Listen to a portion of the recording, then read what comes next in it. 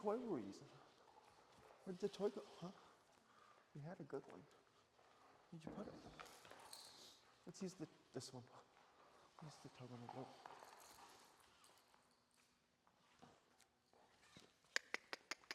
Ready? All right, we're just gonna do some play here with Maverick. No. So I wanna make sure I'm starting that game off with permission to play, so I use a ready cue to signal that. We've kind of already done that here, so I'm gonna say, ready?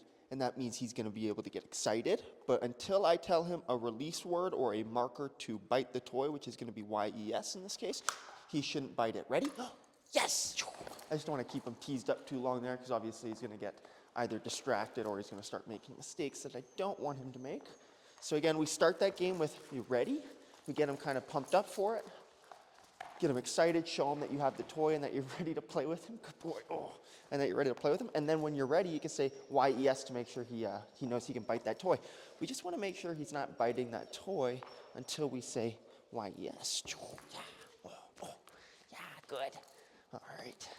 So we're going to get him into it a little bit, do some back and forth kind of, oh, good boy, yeah. Good. When he wins it like that, I get excited, see, and he likes to bring it back. That's how we're going to keep him from trying to like run away with it, right? You know, when he wins the toy, we don't want to chase him down to get the toy. I do have a string here for that reason too, so we can use this string here to kind of help control the toy a little bit better. When he wins, oh yeah, when he wins it, we can use that string to kind of get the toy back without having to reach directly into his space and act like we're trying to steal the toy from him. We don't really want that. We want him kind of cooperating with the game, right? So he knows that when he wins it, he can bring it back. We reactivate the game. And so with the string, I can reactivate the game from a longer distance. See, I can reactivate it like that. Good, and encourage him to bring it back to me without pulling on that leash. So I'm using my flexi leash and a toy here with a string, so that can get a little difficult sometimes if you haven't practiced. There's a lot of coordination kind of happening here, but it's definitely my favorite combo for playing with a dog, either a dog that maybe you're playing in a park or something where you can't be off leash, or you're just not ready to have them off leash because you don't quite have that level of control just yet. And that's something that's super important and people jump to it too quickly. Yes, good, is getting the dog off leash, especially with play. It's funny, I'll bring dogs and owners in to come play with their dog, and the first thing they want to do is unclip the leash, and I have to tell them, no, keep that on, because it's really the only way we can control the game, aside from maybe a leash on the toy here as well. We have to make sure we can control the dog, right, and control the game. Otherwise, it just devolves into chaos, which is oftentimes what we see. So now we're going to give him the release command, which is going to be out. So we're going to say, out. Good. We say the commands nice and clearly, right? We want to make sure the command is salient. We want to make sure it stands out as a cue, and it's something the dog can easily identify.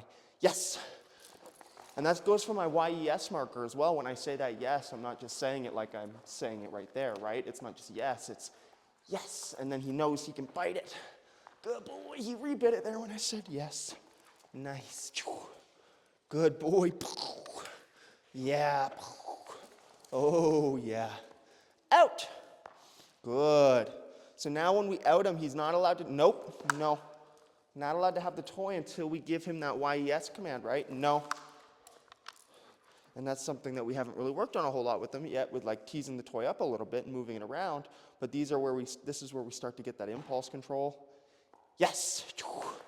And we make sure he knows the difference between that yes marker and the toy just moving on its own, right, without us giving him permission to bite it. We can start to add some impulse control there. We can start to build some authority and add some rules to the game and enforce those rules. Good boy. You can see I'm not getting too crazy with him, right? Like, you don't need to blow your back out trying to do this stuff, or like break a hip or a leg or anything. Really, it's like, again, that string gives us a lot more leverage to make prey movements. So see how when he goes still there, I just give a quick little tug there to reactivate the toy. And once in a while, we might steal it from him because he's getting a little lazy, right? And so that's where that game comes back to life again. And he's like, oh no, I want to really hold it. Good, now we're going to tell him to out it again. Out! When I do that out command, I stop tugging on the toy. It's really important when we say that out command, we're not continuously tugging on that toy, trying to pull it out of the dog's mouth after we've said out. We want to just kind of even release the toy. Oftentimes, especially when I start the out command, we'll start by both of us letting go of the toy on that command, right? When I say out, we both let go of the toy, kind of a, mutual kind of agreement there. Yes. Now, of course, if that out command is not followed, that's where we utilize the leash there. We'll use some negative reinforcement to teach it. Good. And we might add punishment there if he's, trying to do something else with it, like steal the toy when we say out, or starts biting it harder to try to pull it away from us. That's where we might get into some punishment as well. But that's for a different video here, because he knows the out command beautifully now. Don't you, buddy? Yeah, you do. But if you find yourself struggling with it, like, we want to get to a point where we can, like, pull up on it and say, like, Maverick, out, good, yes.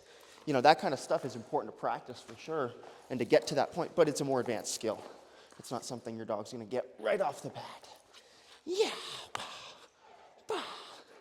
Out. Good. Okay, we're going to start working on some obedience now. We haven't done any obedience really here. So what we're going to do, we're going to give him a heel command. We haven't started work. Good. I just love how engaged he is. He's patient. He knows what the rules are now. He's not trying to jump up behind me to steal that toy. At least not too much. He might here in a second. If we get too distracted especially. Hey, good. Okay, ready? So I'm using that ready cue again just to alert him again that we're still playing. Ready? Heel. I'm going to guide him into my heel position using my leash. It's going to be a bit sloppy at first. See, I don't really want him go back over there. That's something we might have to work on separate. Heel. Might have to take it back a step there. Good. Sit. Good. Yes, good. So just guiding him into that position with my leash. Waiting until we get a little bit of eye contact and he's in a position that I'm happy with minimal adjustment at least, like without me having to turn too much towards him or anything. Once he gets into that position, then we're going to mark that with a YES and we're going to play. We're going to make sure he understands that going into that position is what gets him access to playing again. Yeah. Good. Good. So we're going to do the out. Out. Right, so one thing here that's important that I'm going to mention, we're putting the toy away, right? Heel. This is something that a lot of training systems will not do, right? Good. See how he sits like kind of sideways like that? I'd rather he stays beside me here. Heel. So he's going to reset it. Good. Good. Right there. Good. Oh, nope. Heel. We can even mark that with a good sit. Wow. Good. Yes. Yeah, so there's a lot at play right there, right? Good. Yeah. So we're putting the toy away. We're not utilizing the toy as a lure. We're not using the toy as a distraction or something to put him into the position. We're solely using the leash, and we're solely guiding him into that position and showing him where he needs to be. The pinch collar is a bit uncomfortable, so you could say there's some negative reinforcement in there as well because he wants to avoid and escape the pressure of that leash while we guide him into place. But we're not using that toy to guide him, right? We keep that toy away and out of sight so it's not becoming a distraction or something the dog is like, that they know it's there, but they're not only doing it because they see that the toy's right there in front of them. That can often create quite a bit of conflict, right, with the dog because the toy is there, but you're telling them to do something else, right? You're holding it out in front of them. It would be like if I was holding a steak out in front of you and making you kind of follow it and do all these silly things, you'd eventually get a little bit frustrated probably too, right? Good. Out. So instead, we'll show him where to go to get that reward, right? So instead, like if I had the steak that I was holding out in front of, I like steak, so that's why I'm using that as an example, but if you're holding out $100 bills in front of somebody and you're making them follow it around and chase it, they're going to get a little frustrated, they're going to get pissed off. Even if they're doing what you're asking, it's not going to be quite from the same place as if you showed them what to do or where to go and then gave them the $100 bills for the $100 for doing it, right? Maybe it was in your wallet, you said, hey, I'm going to show you where to go here, come with me, and then I'll give you $100. A lot different than if you come up to somebody, pull out $100, pull out $100, and you start waving it around like, hey, come here, right? Like that's a bit of a different thing, right? And it's going to create a different mindset, even if it doesn't lead to like real showing signs of frustration. There's something different there, right? So what we like to do instead is we'll put the toy away, put the $100 in our wallet, in our pocket. We'll tell the dog where we want him to be, what we want him to do. We'll show him. We'll use the best of our abilities to show him, and then we'll pay him after, right? Ready? Good. Using that ready cue again, right? And my inflection, right? Heel. Good. Good. No, heel. Good. Good. Wow. Good. Hey. Good job. Waiting till I get some eye contact and attention. Boom. And I can make a little bit of a noise to cue that or something like that, especially early here. A little bit of adjustment from me there to get into the right spot, but we're still just really early in showing him that picture of the heel. So I don't mind using that bit of help. Again, a lot happening there, right? We're using that inflection of our voice to really get him back into the game, right? You see, I was talking for a bit, started to check out, so I used the voice there to bring him back, right? Good. Oh. Yeah. Nice. Oh, good boy. Out. Wow, so good. Yes. Good job. And again, just marking that, then kicking the toy there. Oh, just a different way you can add that reward to the game. Out. Yes. I like to do a yes right after that fast out, especially so we can reinforce the OUT. Oh, yeah. And we're gonna let him win this one. Oh, maybe. Oh, good boy. Yeah, good boy. Gave a nice thrash there. He pushed in a bit, so we let him win it. I'm gonna celebrate a bit here. We'll go bring him over to the water dish and give him some water. We'll give him some rubs. Yeah. And this is important right here, right? Making sure you're taking that time to connect with the dog, right? Not just making sure it's not just about the toy, but also just about the interaction in general, right? Yeah, this is important, right? Yes, it is. Yeah. And just taking the time out of your day, 4 times a week, maybe 5 times. If you can do it 7 days a week, that's awesome, but just taking the time out of your day to have these moments, this time with your dog, right? If you've got 4 dogs, you gotta take some time out for all 4 of them, right? Hey. Yeah. Good. Yeah. He's so good. No. Hey. Okay. And if he gets too much, I'll use his leash to stop him. I can use the electric to stop him too. Hey, no. Ideally, just the verbal there is what we can use to stop him if he gets too worked up with that. And that's something that with him especially, he's young, he can get a little carried away if you start rubbing up on him too much and stuff, which is kind of to be expected. So watch your face with that, of course. Good. He's been really good, though. Yeah.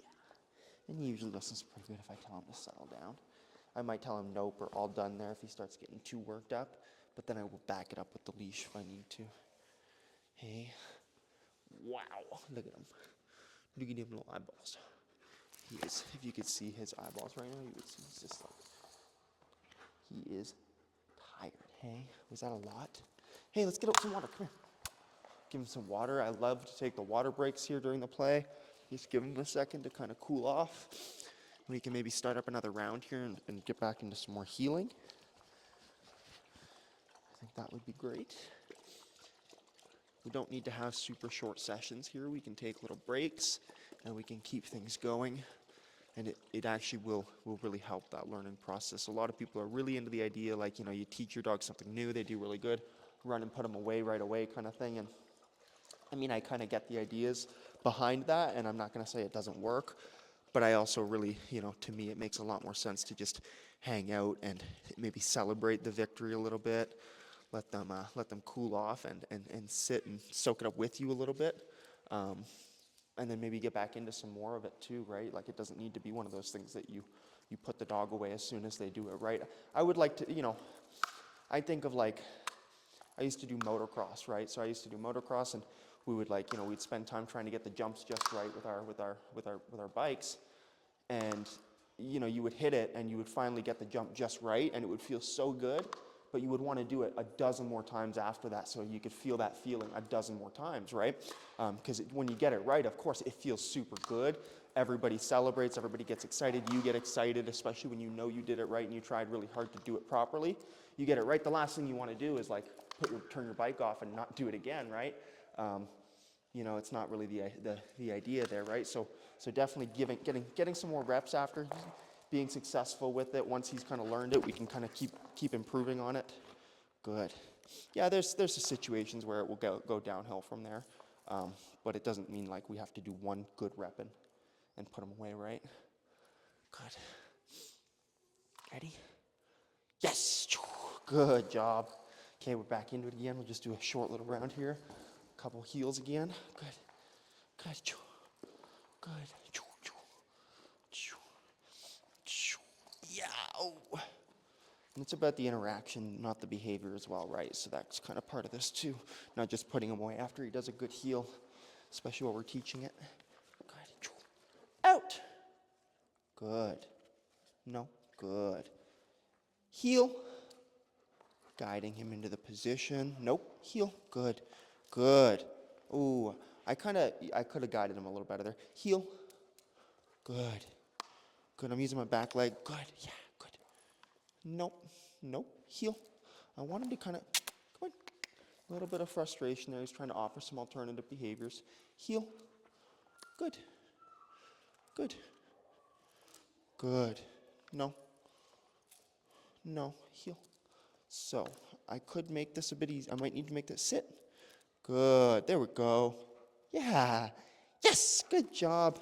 I was thinking I might need to make it easier for him, maybe use a wall or something or an object to block him.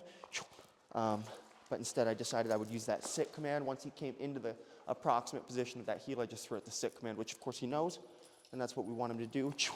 Once he comes into that position is to sit. So I offered him that cue. I gave him that cue, and he did it. And so we just helped him along there. Oh, good job. Out. And it's you can do that. No. Out. You can do that as long as nope. As long as you're aware, right? Like you say that heel command first, then you give that sit command once he's in that approximate position. Higher order of conditioning is going to take place, so the cue that you give first is going to take on the effect of all of that together. That whole behavior is going to be from that first cue, right? So if I say heel first, he comes in beside me, then I say sit. Pretty quickly, I'll just say heel, and he'll anticipate that sit being in there, but I don't need to put it, and he'll just sit on his own. And we can mark and reward that, so we start making that whole sequence just heel. Instead of heel, sit, it just becomes heel. And that'll happen very quickly, right? Heel.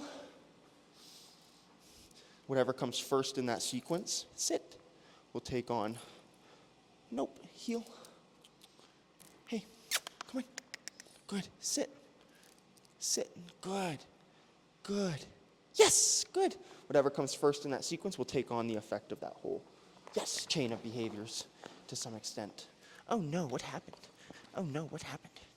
Is he getting tired? Yeah.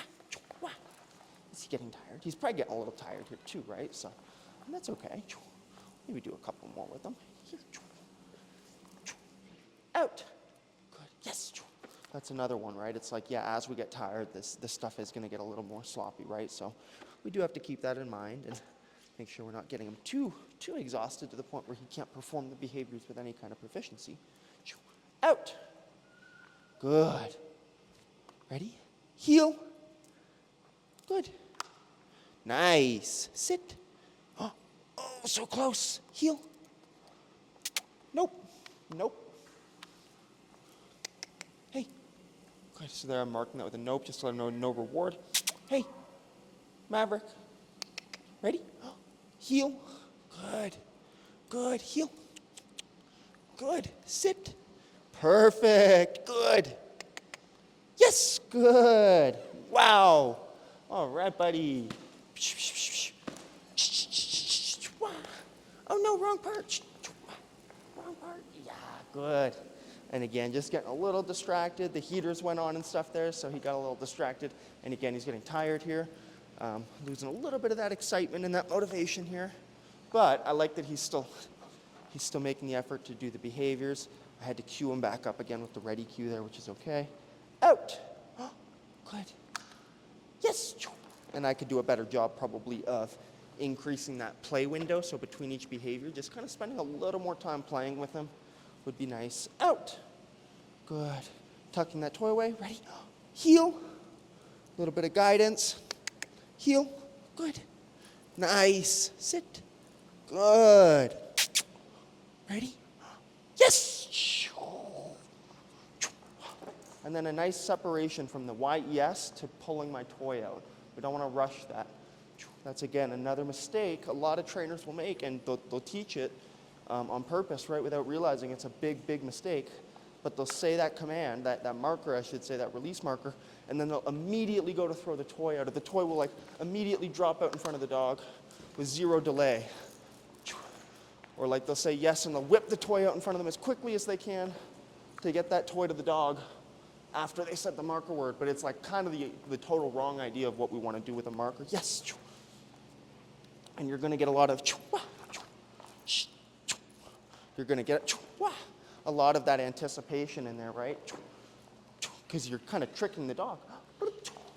Yeah, good job. You're kind of tricking the dog a little bit, right? You're telling them to do this thing, to hear the signal, but the thing is going to come right then and there, right? So you're not really giving them time to think about it. Like if your dog's here healing and you say yes and pull the toy out, or yes and pull the toy out really quickly like that, that dog's going to whip out in front of you in anticipation of that toy.